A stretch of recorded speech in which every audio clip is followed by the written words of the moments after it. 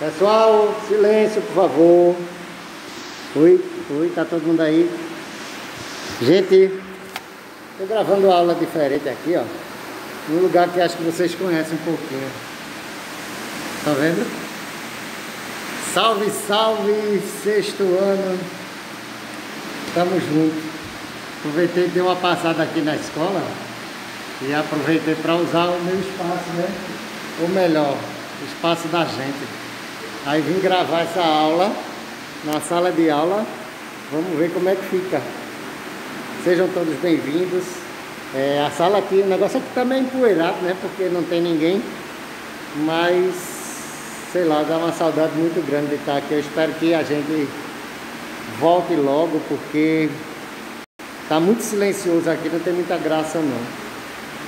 Bom, gente, hoje a gente vai dar sequência àquela questão da resolução ou correção comentada dos nossos formulários, né? Eu vou dar eu não vou ficar andando muito não, porque se eu ficar andando muito, vocês vão, sei lá, de repente vocês vão prestar mais atenção no fundo aqui, ó, da escola, do que propriamente na minha explicação. Aí eu vou ficar um pouco parado, mas é só para vocês saberem que o pessoal da secretaria, da gestão está trabalhando aqui, certo? Mas vai ser dado um grau aqui para, se Deus quiser, em breve a gente voltar. Pois bem, então, gente, o formulário 4 foi aquele formulário que a gente falou sobre a atmosfera, certo? Então, quando a gente falou sobre a atmosfera, assim, né, querendo ou não, a gente chegou até a falar um pouco ainda na sala de aula sobre a atmosfera.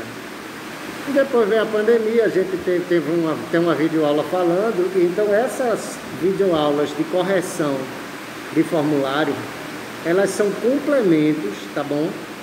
Daquela outra aula do YouTube sobre o assunto. Então, se você assistir a aula do YouTube sobre o assunto e se você assistir essas correções de formulário, você tem um material bom sobre o assunto.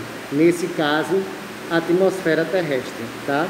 Então, assim, teve questões que eu vou explicar de uma por uma que teve erros, mas são erros assim, algumas delas são erros aceitáveis, tá?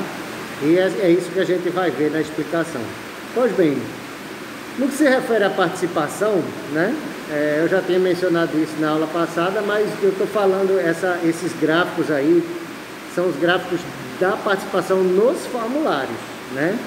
E aí, de todo modo, eu parabenizo a todos os alunos que participaram, são 29 alunos participando.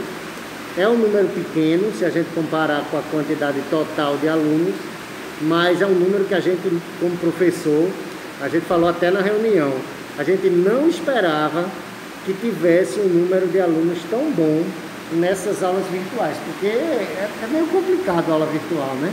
Tanto para vocês quanto para a gente. Eu estou falando, eu não estou vendo a cara de vocês, se vocês estão com dúvidas, se vocês não estão. É por isso, gente, que vocês têm que perguntar mesmo. Pergunta no grupo, pergunta no privado. Ah, não quero perguntar no grupo. Pergunta no privado, tá? Pode demorar um pouco para a resposta chegar, mas a gente vai procurar sempre esclarecer as dúvidas de vocês, ok? Vamos para a primeira questão, foram 12 no total. A primeira questão é o seguinte, o significado da palavra atmosfera, tá? Então, a atmosfera, essa questão realmente gerou dúvidas em vocês. Teve gente que respondeu a letra A, que seria a camada de oxigênio que recobre o planeta Terra. Na letra B, camada de gases nobres em volta do planeta. Na letra C, camada de gases que envolve o planeta. E na letra D, camada de gases que envolve superficialmente o planeta. Aí termina que fica tudo muito parecido. Veja bem, a resposta certa é a que está de verde, que é a letra C, camada de gases que envolve o nosso planeta, porque não é só oxigênio. Vocês vão ver que o outro erro de vocês foi justamente o que se refere a essa questão da presença do oxigênio. Então, todos os gases que existem no planeta formam uma camada chamada atmosfera. Tem oxigênio, mas também tem gás carbônico, tem nitrogênio, Eu até brinquei na sala de aula falando sobre isso. Tem até o peido, tem a fumaça dos carros, enfim, tem um bocado de coisa. Brincadeiras à parte, vamos continuar, né? Então, gente, quando a gente fala em camada de gases, é estranho, talvez seja estranho a gente entender, porque quando a gente vê, por exemplo, a fumaça saindo, a gente pensa que ela vai embora, mas chega um ponto que ela não vai passar, que é justamente o limite da atmosfera. A atmosfera funciona como se fosse uma camada que não consegue se afastar do planeta Terra pela força da gravidade. Não esqueçam isso. Essa imagem, ela foi tirada de um satélite de uma camada superior às nuvens mais altas, porque as nuvens têm uma altura, vamos chamar assim, de máxima, e acima delas ainda existe ar, portanto ainda é atmosfera. A atmosfera, ela passa muito mais do que as nuvens, como vocês estão vendo nessas duas imagens aí, que eu coloquei nos slides. Então, atmosfera, camada de ar, não é camada de oxigênio apenas, não, tá certo? Essa imagem segunda, ela é um pouco mais baixa do que a primeira, e ela foi tirada da camada mais superior às nuvens, que é a estratosfera, ok? Segunda questão. Segundo as teorias mais aceitas sobre a formação do planeta Terra, pode-se dizer que a atmosfera se formou de uma das maneiras abaixo. Aí eu coloquei, procure responder o que você acha. Depois a gente confere, porque nessas atividades a gente pode errar, certo? Desde que a gente se permita saber qual foi a resposta certa. Então, será que foi a partir dos oceanos que a atmosfera se formou? Da fumaça dos vulcões? A partir da crosta terrestre? Ou ela existe desde que o planeta se formou? Bom, a maioria de vocês respondeu a partir da fumaça dos vulcões primitivos. Se alguém tiver dúvida, presta atenção nessa imagem. É uma imagem real, tá certo? Só para vocês terem ideia do tamanho, da altura desse vulcão no Japão, que aqui nesse momento eu esqueci o nome e não tenho como observar, mas só para vocês terem ideia da altitude ou da altura desse vulcão, essa manchazinha branca na base dele são as nuvens. Ou seja, ele é muito mais alto do que determinado tipo de nuvem. Tem nuvem mais alta do que isso? Tem. Mas as nuvens de chuva, as nuvens mais baixas, são essas aí, colocadas embaixo. Lembra que eu falei na aula passada sobre o planalto da Borborema aqui no Nordeste, né? Fazer uma proteção que impede da chuva passar para o outro lado? É mais ou menos isso. Tem essa camada de chuva, de nuvem, perdão, e ela fica acumulada aí nessa parte baixa do vulcão. A tendência é essa nuvem ficar cada vez mais densa, e se ela está mais pesada, aí é que ela não vai conseguir subir por cima do monte para descer do outro lado. Ah, professor, e se essa nuvem arrodear? Nesse caso aí dá para arrodear, mas no Planalto da Borborema é uma barreira constante que não dá para a nuvem arrodear. Aí ela vai ficando densa, chove desse lado de cá e do outro lado não tem chuva. Mas aqui eu estou falando da questão da atmosfera. Observe que a nuvem, a fumaça expelida pelo vulcão, ela quando chega lá em cima, na parte mais alta da foto, ela começa a fazer uma espécie de linha. Então daí ela não tende a subir muito mais não, tá? Porque ela é densa, ela é pesada, a tendência é ela ficar por aí. Então com os gases da atmosfera primitiva, provavelmente foi assim. Observe que tem um limite, ela não tende a subir mais do que isso aqui. Esse aí é outro vulcão que, assim, eu peguei a imagem da internet sem a devida descrição e eu não sei de onde é esse vulcão não. Então, a atmosfera surgiu a partir da fumaça dos vulcões primitivos, ok? Terceira questão. Qual fator explica o fato de existir a atmosfera no planeta? Bom, isso aí é um complemento da questão anterior. Por que essa fumaça não sobe mais? Por conta da atmosfera, desculpa, meu Deus, por conta da gravidade. Então, a atmosfera, ela se forma em função da gravidade. O gás não escapa para o espaço, o oxigênio, o nitrogênio não escapa para o espaço, porque existe a força da gravidade. Então, a resposta esperada é a letra A, que fala sobre justamente essa força da gravidade, beleza? Bom, continuando, a poluição, ela geralmente está associada a gases densos, que a gente chama popularmente de pesados. Então são gases que não conseguem se espalhar. Essa imagem é da cidade de São Paulo, de um fenômeno chamado inversão térmica, tá?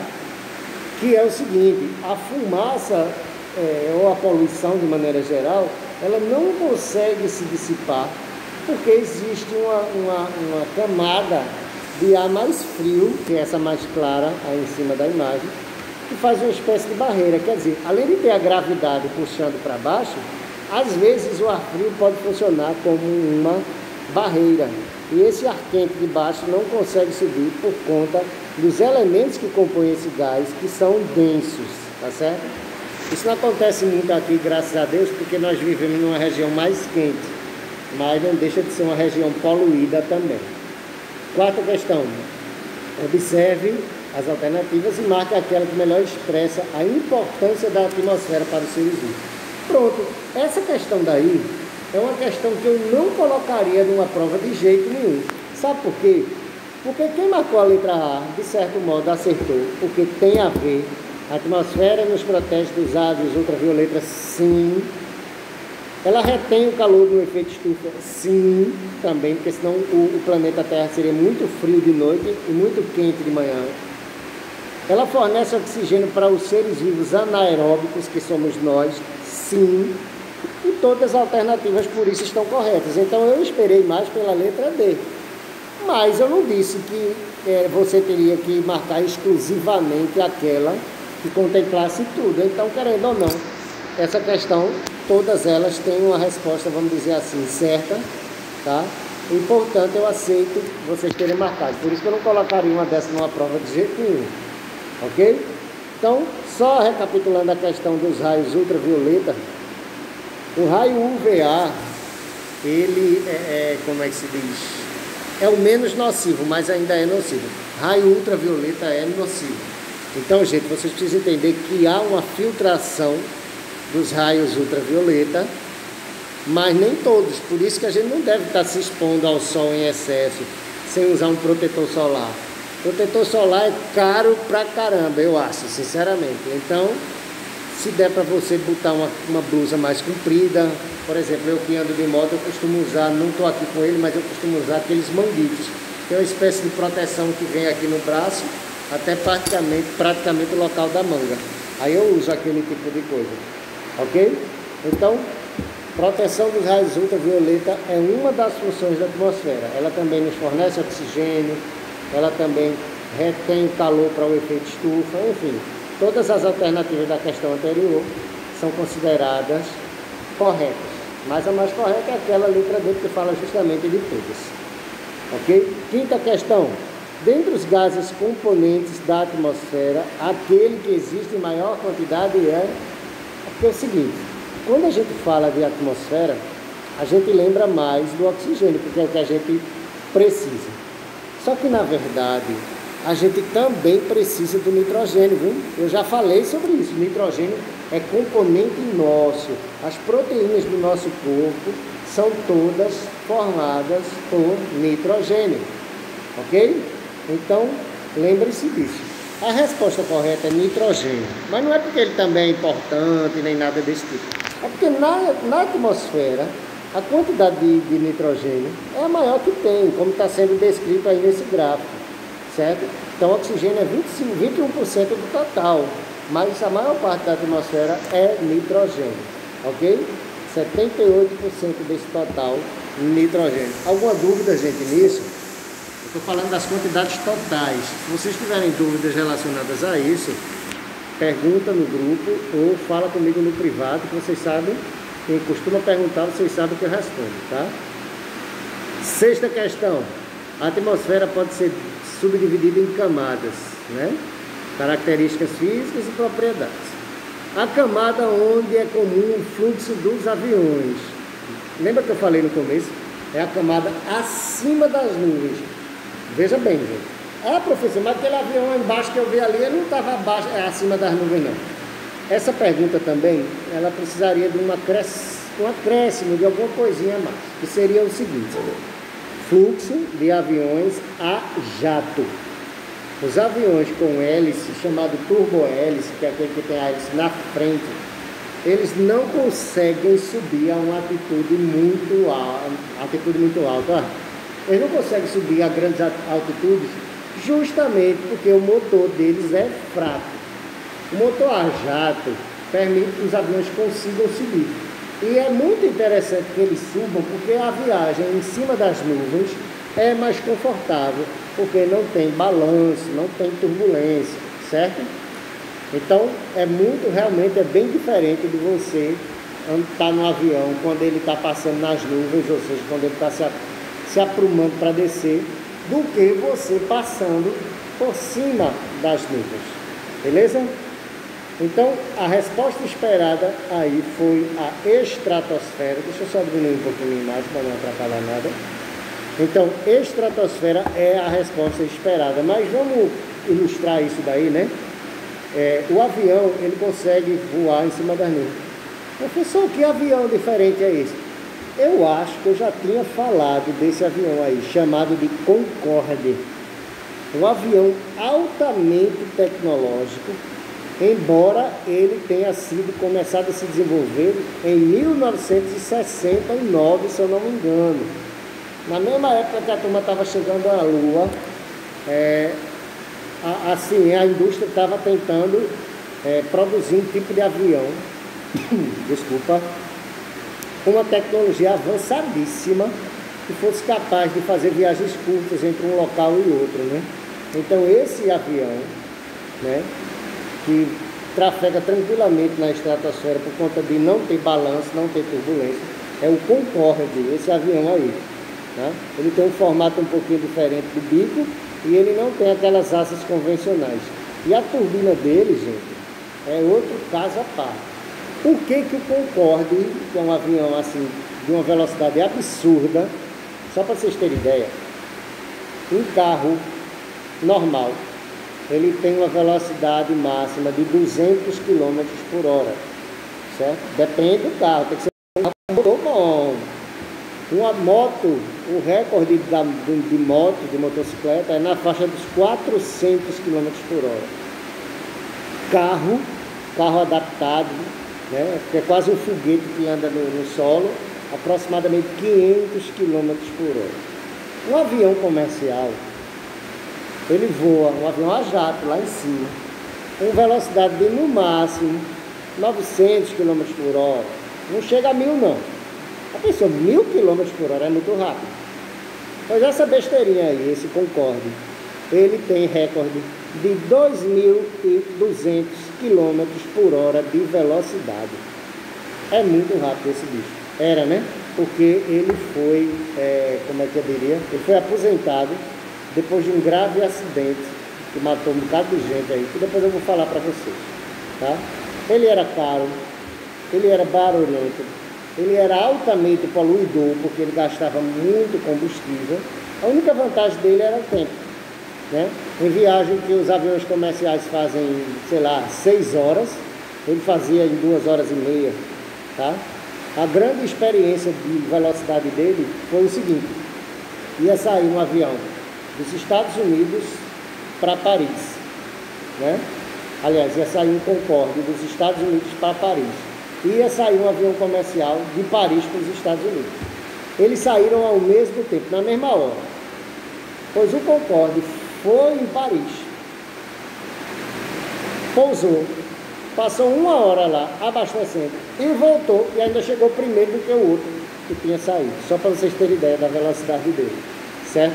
É uma curiosidade grande, depois tem um videozinho que eu vou passar para vocês, mostrar para vocês, e fala sobre ele no final. Ave Maria, eu tenho que terminar a explicação logo, porque minha bateria está acabando. Pois bem, 7ª questão. A camada mais baixa da atmosfera, aquela que nós vivemos, troposfera. A maioria acertou. Gente, o ponto mais alto de montanha, que é o Monte Everest, que a gente consegue, o ser humano consegue chegar lá, mas já é muito difícil, porque o ar lá já é pouco assim. Peraí, professor, como é que tem tanta camada em cima se lá já é pouco? Pouco para respirar, mas ainda tem bastante gás, certo? Então, falta oxigênio no ponto mais alto do planeta que a gente consegue chegar, que é o Monte Everest. Mas ainda assim o Monte Everest está na troposfera, que é a camada mais baixa de todas, certo? A troposfera é o local onde ocorrem todos os eventos meteorológicos, eventos climáticos, ou seja, é das nuvens mais baixas para baixo, tá certo? Professor, nessa imagem tem uma nuvem em cima. Tem uma nuvem em cima. Então, se formam algumas nuvens superiores, mas nada se compara com essas nuvens que estão embaixo, ok? Oitava questão. É bem difícil perceber onde termina uma camada e começa a outra. Realmente, nessa imagem aqui eu não sei onde é que começa, né? Porque por mais que eu diga que é na nuvem, passou da nuvem a outra, não é bem assim. Então é meio que imaginário isso daí, certo? Pode-se diferenciar a troposfera da estratosfera por uma característica importante, já que não dá para saber o limite. A troposfera é aquela que concentra os fenômenos meteorológicos, certo? Como eu falei para você, chuva, trovoada, tudo acontece na troposfera. Acima dela não tem mais evento de chuva, formação de nuvem muito densa, de neve, de relâmpago, nada disso, certo? Todos os efeitos que acontecem, que você consegue ver, de raio, de chuva, é na troposfera, camada mais baixa, tá certo? Não é possível não, viu gente? Quer dizer, mais ou menos, né, com a questão das nuvens, perceber a diferença de uma para outra, mas não dá para estabelecer um limite real, tá? Outra imagem aí, falando do movimento dos aviões acima das nuvens. Pensa esse negócio bonito, que eu acho. Bom, então, observe essa imagem e leve em consideração que acima dessa grande nuvem, né, escura, se abre aquele céu azul maravilhoso. Quer dizer, você nem imagina, mas se você for capaz de subir num local que tem uma nuvem dessa, você consegue chegar no céu azul acima dessas nuvens, ok?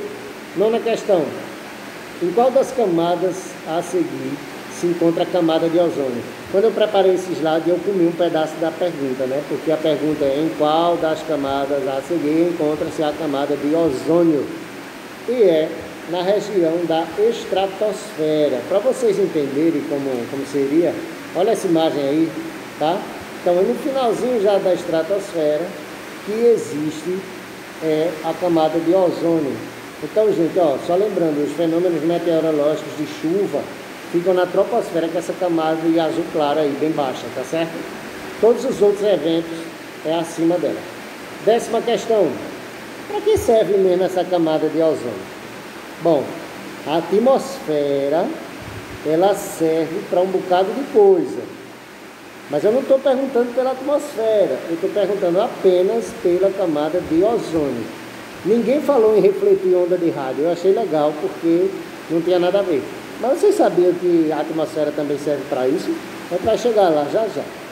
Então, a função da camada de ozônio é proteger a gente dos raios ultravioleta, certo? Penúltima questão: exosfera ou exosfera, camada mais externa. O nome já está dizendo, né? Exosfera. Nela, por causa da força da gravidade, estão os gases mais leves, que a gente chama de menos densos, né? A exosfera é composta principalmente dos gases menos densos. E aí é necessário que você saiba um pouquinho sobre isso, né? Os gases mais leves são gás hélio e hidrogênio. Professor, como é que eu ia saber? Gente, eu não sei se vocês já viram em parquinho aqueles balões que são enchidos em máquinas e que o cara solta, ele sobe. Por que ele sobe? Porque dentro dele existe um gás que é mais leve do que os gases que estão por aqui. Então, se eu pegar um balão daquele e soprar, eu vou estar botando dentro do balão oxigênio e gás carbônico. Então, não tem como esse balão subir. Mas se eu colocar um gás mais leve, como o gás hélio, aí ele tende a subir. o gás hidrogênio também é muito leve, tá?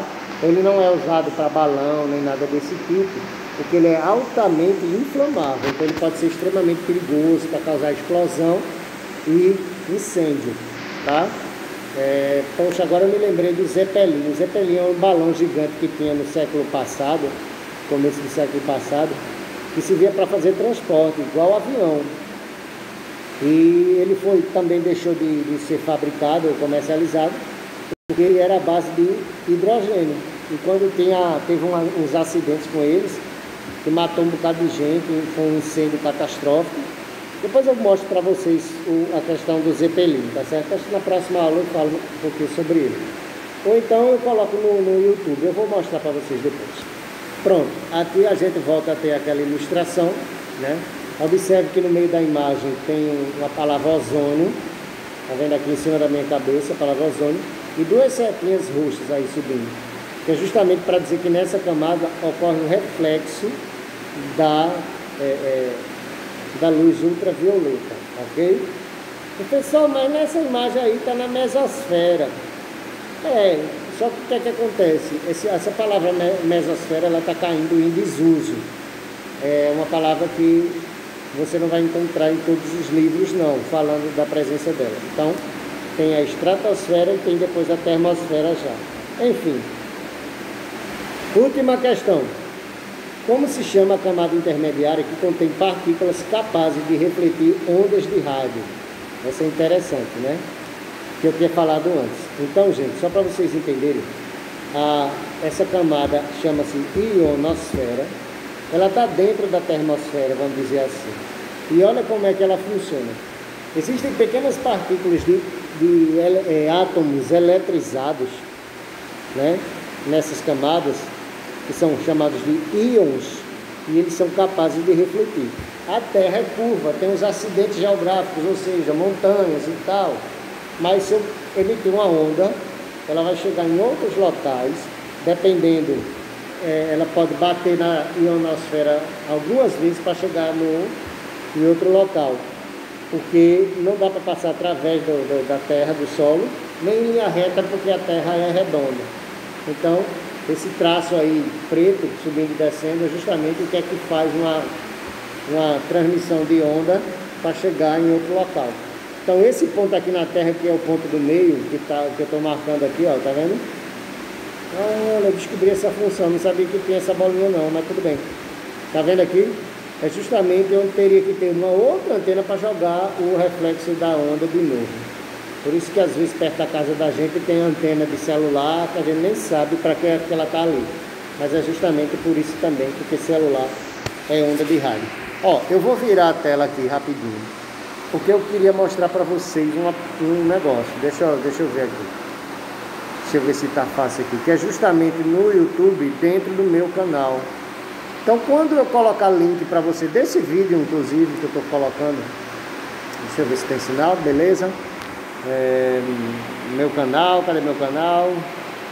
Zelezinho, que eu gosto de Zelezinho.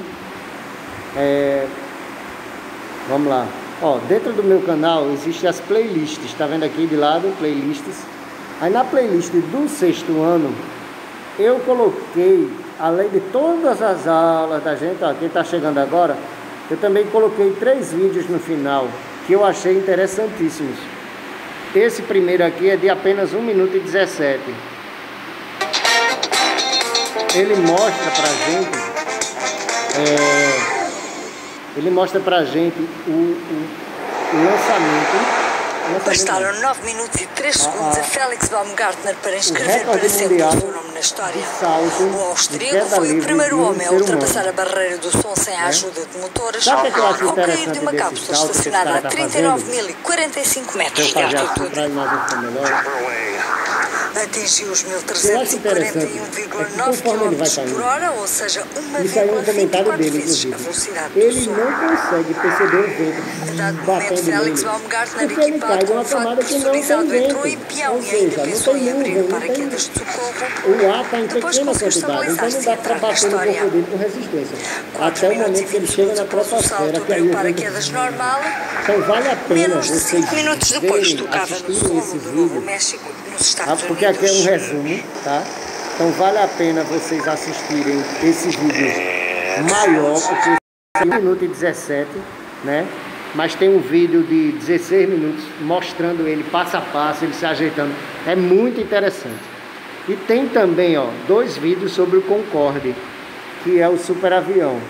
Esse vídeo está apenas 3 horas é o avião, é o vídeo da Globo, do Jornal Nacional, sobre o acidente do Concorde, que foi o único acidente que esse tipo de avião teve, mas que matou todos os passageiros que tinham na aeronave. Pouco depois de decolar do aeroporto parisiense de Charles de Gaulle, o Concorde deixou já deixa um rastro de circular. Não se usa mais esse tipo de avião comercial não, tá certo? Então vale a pena vocês conhecerem essas histórias, tá?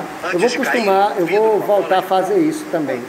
Então, ó, só lembrando, esses 3 vídeos estão na minha playlist, tá certo? Eles estão lá à disposição de vocês, ok?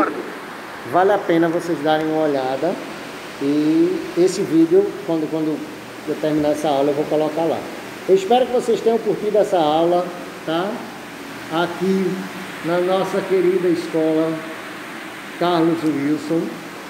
Eita, dá saudade. Fica estranho, gente. Essa escola sem aluno. Pense numa coisa estranha. Eu tô aqui, mas sei lá. Mas enfim, é isso, tá bom? Até a próxima. Eu espero que vocês tenham curtido e a gente se fala. Preste atenção que também vai ter instruções sobre as tarefas de hoje no grupo do WhatsApp. Tchauzinho, gente. Até mais.